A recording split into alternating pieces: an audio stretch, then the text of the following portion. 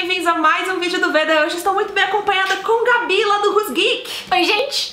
E a gente começou essa discussão sobre YAs lá no canal dela, então se vocês quiserem ver o nosso primeiro vídeo de indicações de YAs muito legais, vou deixar aqui nos cards pra vocês. Aqui, eu nunca lembro. aqui, ó. Eu sempre falo errado. Eu só aponto pra cima e deixo Jesus me levar.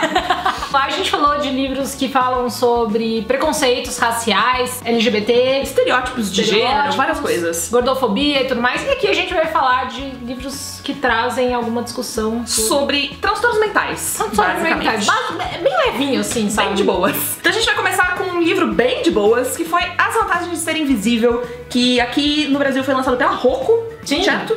Do Stephen Chbosky. Eu gosto que o bom é que ele é o autor do livro e o cara escreveu o filme e tá tudo bem. Tem um filme, tá? Acho que é por isso que eu gosto tanto do filme. Ai, e eu cheguei ao livro por causa do filme. Sim. E que filme, gente. Que filme. Então, pra quem não conhece As Vantagens de Ser Invisível, pra quem mora debaixo de uma pedra, porque esse filme é super famoso, conta a história do Charlie, que sofre aí de uma grave depressão depois da morte de um amigo dele. Ele escreve esse diário contando as experiências dele durante um ano e dos novos amigos que ele faz na nova escola quando ele volta a estudar. E é tudo epistolar, né? Exatamente. É uma história que se passa nos anos 90, então tem uma vibe muito antiga ali, de fitas cassete, de uma vibe muito anos 90 mesmo. Mas é muito legal descobrir o mundo aos olhos do Charlie.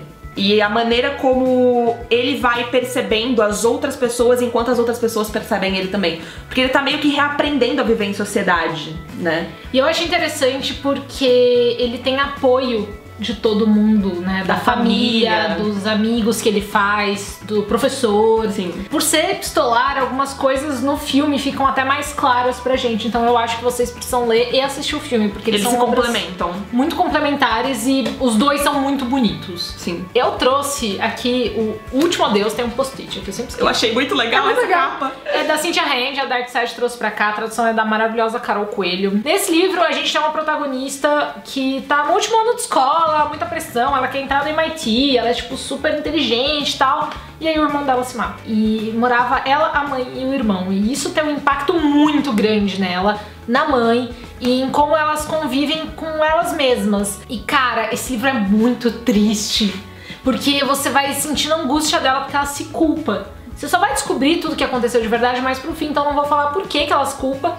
Mas ela carrega uma culpa pela morte do irmão que ela não precisava carregar. Ela começa a se fechar pros amigos, ela entra em depressão. Então a gente acompanha ela no tratamento, ela reaprendendo a viver sem o irmão dela. E assim, é um livro muito sensível, muito bonito. E quando a gente lê os agradecimentos e descobre por que a autora escreveu esse livro, cara, você chora ainda mais que você já chorou o livro inteiro. O próximo livro dessa lista é Eleanor Park, que eu li no comecinho desse ano e que me deixou no chão. Jogada na BR. Não há palavras. Vamos lá. Eleanor Park fala sobre a Eleanor e o Park. A Eleanor se mudou agora pra essa cidadezinha pequena. A família dela é meio bosta, porque ela tem um padrasto super abusivo. Ela já fugiu de casa, acabou, o padrasto deixou ela voltar. Então tem toda uma questão familiar muito pesada com a Eleanor. E além do fato dela ser gorda e sofrer um bullying bastante pesado na escola nova. E ela é muito pobre, né? Ela é muito pobre, então assim, ela tem um combo de infelicidades na vida muito grande. E ela começa a se aproximar do Park, que esse cara, ele é descendente de coreano, se não me engano. Eu acho que sim, ele tem uma estrutura familiar bem diferente. Sim, também. Bem sólida. E eles acabam se aproximando no ônibus da escola e vão descobrindo gostos em comum e vão começando a se ajudar de uma certa maneira. E é um livro tão sensível. Sim. Tão sensível e tão realista, porque eu acho que às vezes quando a gente quer tratar sobre certos assuntos, tem alguns autores que têm uma tendência a meio que colocar aquela famosa camada de açúcar, né? Você tenta poupar o leitor da parte feia da coisa. E Eleanor Park não faz isso. Acho que uma das cenas mais pesadas pra mim é quando ela tem que lavar roupa na banheira pra poder ir pra escola. Porque na mesma semana eu li uma matéria dizendo que algumas escolas nos Estados Unidos instalaram máquinas de lavar pros alunos que não tinham condição. Pros alunos que não tinham condição, porque eles descobriram que boa parte das faltas desses alunos se devia ao fato que eles não tinham roupa pra ir pra escola. E eu gosto muito de como essa questão da estrutura familiar, ela é extensamente debatida sem você precisar falar nada. Porque em nenhum momento tem aqueles monólogos internos de tipo debate, mas você entende o impacto que aquilo tem na vida da Eleanor, sabe? No Parque também, né? Porque a família dele não é tão super amorosa. Eles têm uma estrutura sólida, mas é diferente. Tem pelo menos pra gente, né? aqui no Brasil, que tem uma estrutura familiar bem, sei diferente, lá, né? próxima e tal, não sei. A minha, pelo menos, sempre foi, sabe? Sim. eles têm uma frieza, né? Uma coisa mais distante. Quase profissional, né? E ele tem grana, né? Ele vive num outro mundo. Sim. Esse salário também não é, mas é Os Bons Segredos da Sarah Dessen. Eu já vi gente criticando esse livro, a gente falou muito bem. Fui ler, achei muito bom. Aqui a Sarah Dessen sempre traz um tema pesado nos livros dela. E aqui a gente fala de algumas coisas de estrutura familiar também. Então o irmão mais velho da protagonista vai preso porque ele traficava drogas. E os pais dela não sabem lidar com isso. O pai, tipo, tá querendo lidar, mas não tá sabendo lidar. E a mãe finge que nada aconteceu.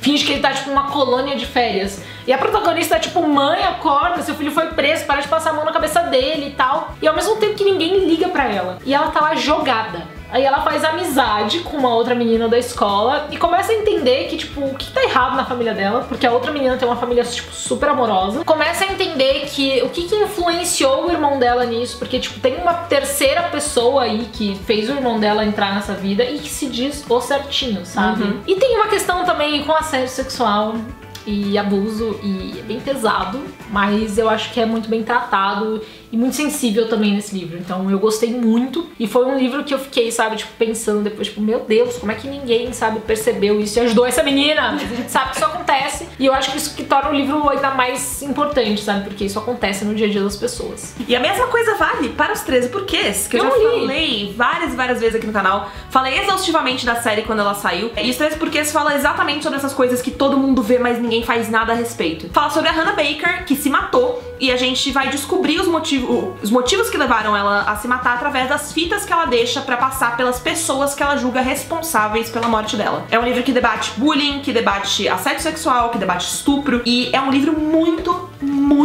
pesado, muito difícil de ler, mas ao mesmo tempo muito fácil de ler. Ele é irônico desse jeito, assim, porque... É curtinho, né? Exatamente, ele é curto. Eu, pelo menos, quando li, eu experimentei uma catarse muito louca, assim, que foi... Eu sabia que se eu parasse, eu não ia retomar, porque ele tava mexendo com a minha cabeça de uma forma que eu não ia ter estômago pra voltar pra ele. Eu não li o livro, mas uma coisa que eu senti na série é como a gente vai enxergando coisas que a gente pode ter feito pras pessoas e o que as pessoas fizeram pra gente também, né? É exatamente isso, assim, acho que a discussão mais valiosa dos 13 Porquês é a discussão que a gente tem com o personagem principal, que é o Clay. Que é, olha quanta coisa você viu e você não fez nada, você não, né, não se... não se posicionou contra bullying, você não avisou um adulto, não procurou ajuda. Por último, tá até organizado lá embaixo, que é o lançamento do John Green, e que pra mim foi um livro fácil e difícil de ler também. Eu li em e-book assim que saiu. E ele fala de uma protagonista que tem toque. E o John Green tem toque. Então é muito interessante porque a gente vê como funciona a cabeça dele. Eu não tô dizendo que todas as pessoas têm toque, funcionam assim, mas é interessante entender como é que a ansiedade e o toque se manifestam na protagonista, como ela lida com isso, e como as pessoas ao redor dela lidam com isso, porque algumas sabem lidar, algumas não sabem, e às vezes ela também tenta se esconder atrás do toque como, tipo, uma justificativa pra tudo. E isso é jogado na cara dela, tipo, você não é a única pessoa que tem problemas. E eu achei isso bem legal. E a trama é bem John Green, né? Tem, tipo, um milionário que morreu, um mistério a ser resolvido, e o resto permeia. Tem um bicho, que eu nunca lembro o nome, mas tem um bicho lá que é importante pra história. Enfim, o que importa mesmo aqui é a discussão sobre toque e as tartarugas até lá embaixo, e como você às vezes entra numa espiral, como alguém que foi diagnosticada com ansiedade de toque há pouco tempo. Foi uma leitura muito boa, sabe? Esclarecedora. Esclarecedora, né? E ao mesmo tempo, tipo, cara, tá tudo bem. Às vezes você entra nessas espirais e você só tem que sair delas. Elas não são o fim do mundo. Tá tudo bem, vai ficar tudo bem. Tem uma saída, tem tratamento. E eu acho que o John Green coloca isso muito bem, porque a protagonista não faz o tratamento, sabe? Ela tem que se esquivar do tratamento. Quando se ela estivesse tentando levar aquilo a sério, talvez ela estivesse melhor. E eu acho que é um reflexo que o John Green falou que demorou muito pra ele ser tratado corretamente. E eu acho isso muito legal, porque a gente vê, às vezes,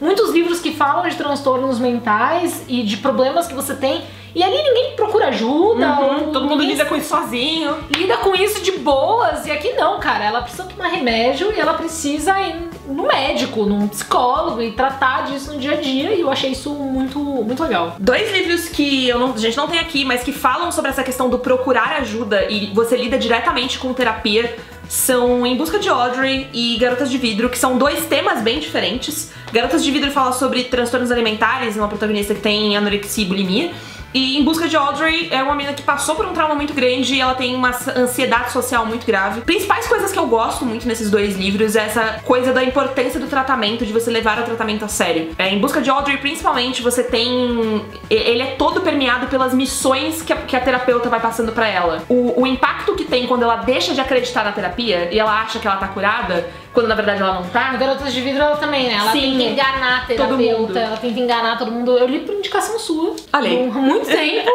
Logo que eu entrei nesse mundo do Booktube e, tipo, foi um livro bem, sabe, bem pesado, porque uma hora ela acha que tá tudo bem. E é uma coisa natural, eu acho que quando sofre com qualquer transtorno, você sempre acha que você é capaz de lidar com aquilo sozinho, sabe? Eu acho muito legal quando a gente tem isso em livro, porque quantas pessoas sofrem com transtornos psicológicos de todos os tipos e acham que vão conseguir lidar com isso sozinhos. Tem um outro livro, então, bônus, aquele Lugares Incríveis, que fala de suicídio, de depressão e tudo mais. E lá também a gente vê que, tipo, a falta de ajuda prejudica muito, porque ali é normatizado, a família acha que um dos protagonistas, ele é assim mesmo, na dele, meio depressivo. E ninguém leva a criança no médico, e aí, assim?